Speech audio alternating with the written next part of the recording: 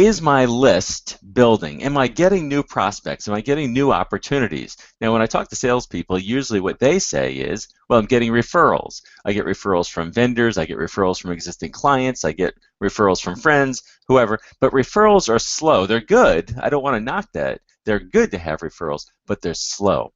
And so what I'm talking about is, do I have the ability to go out and create new business? Can I, when there's not much in my pipeline, or if I'm new in a territory, or I'm going after a new product area, for instance, I've moved to like a data center or larger accounts or something, do I have the ability to go out and create new business?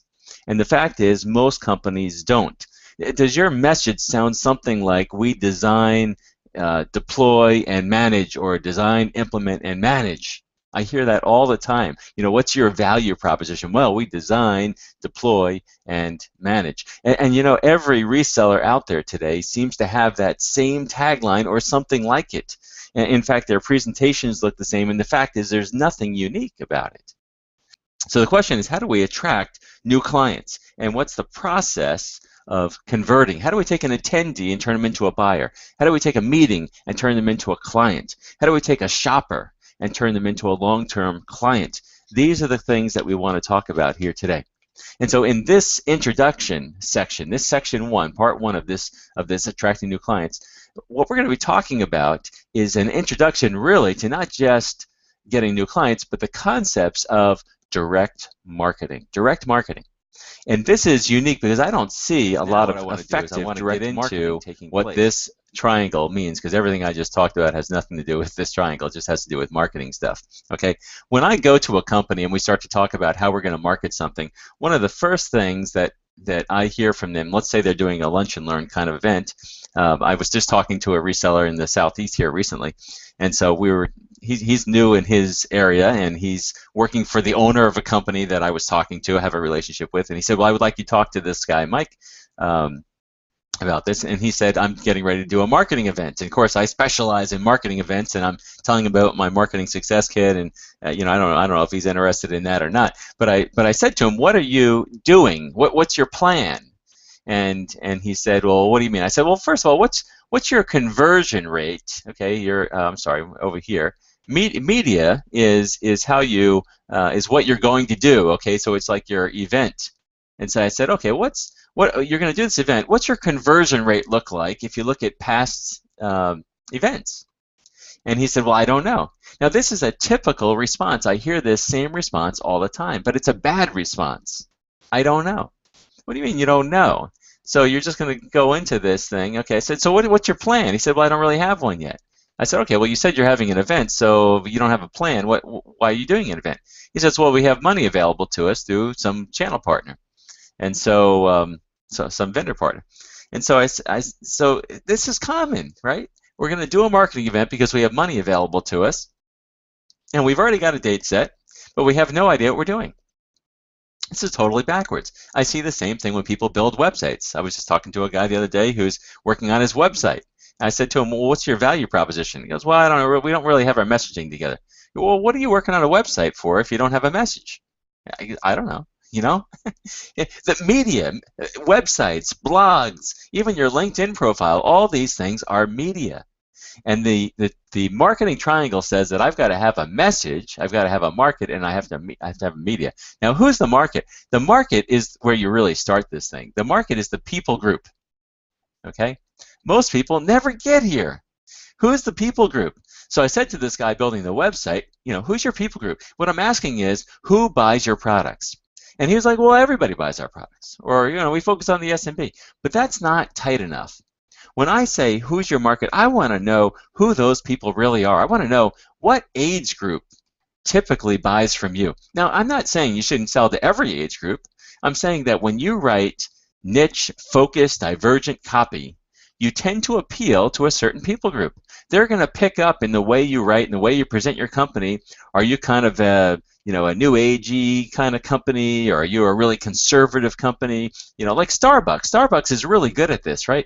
Even though, you know, just like everybody goes to Starbucks, But what is the group that's associated how I'm going to reach out to my people group? I want to know who they are, and I want to write to them specifically so that I stand out a bit more in my market. We'll talk more about that, particularly in the next segment. You can see why I'm broken this into two parts now, though, because there's no way to fit all this introductory stuff and then go through 7 steps of the direct marketing process and getting new clients. Okay, it's just too much.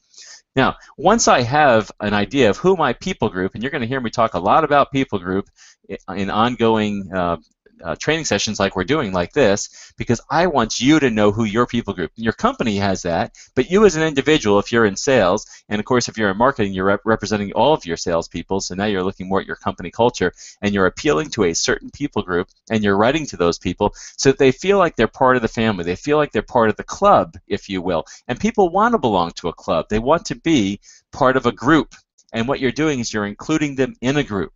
And this is a good thing to do. This is what Amazon has done. Once I have that, I want to start to build my message. And my message, of course, is going to be built to appeal to my people group. And, of course, again, it will spill over into other groups. But that message is critical. All right? And then, and by the way, we're going to talk more about messaging in other areas. But most people's messages are generic and boring, and they're about you. Look at your. I want you to look at your marketing presentations, even your website, and the way that you put out a PowerPoint presentation that salespeople would use. Most of them are the same. They're exactly the same. In fact, they look something like this. They have here's the name of our company. Here's how big we are. Here's how many employees we have. Here's the certifications we have. Here are the vendors that we represent. And we have status with those. We're a gold partner here. We're a platinum partner there. We're #1 seller over here. We made the Fast 50 last year. It's all about me.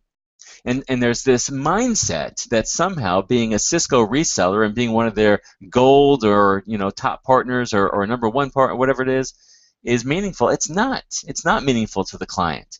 The message has to be written in terms of them, not in terms of you. Okay? And we need to learn how to do that. I'm going to be doing more training on how to write good copy. I've got a little bit of that in part 2 of this session, but I want to come back and I want to do a session specifically on writing copy, especially for those of you who are in marketing. But even salespeople, every email message you send out is copy when it's going to a prospect. It's copywriting. And when I say copywriting, I'm talking about a style of writing that is not writing poems, it's not writing essays, it's not technical writing, it's not novels, fiction writing, it's copywriting. And copywriting is built to grab people's attention and move them to action. That's copywriting. And your English teacher most of the time will not be happy with copywriting because it violates all kinds of principles in grammar and all that sort of thing. Shorter sentences, we don't use rich words. I mean, there's just a whole bunch of things I can't get into right now.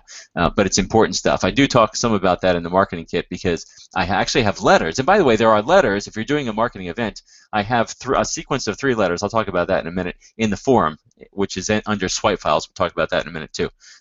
Now, once I have a message, now I can start to consider the media. Who is it that I really want to appeal to? Who do we want to appeal to? The market. What message we have? Now, what media are they going to receive? Is it better to send hard copy to these people? Will they read an email? Is it better to hit them with a LinkedIn inbox in message? Is it better to do a live webinar? I mean, a webinar? Is it better to do a live presentation? Is it better to send them a video?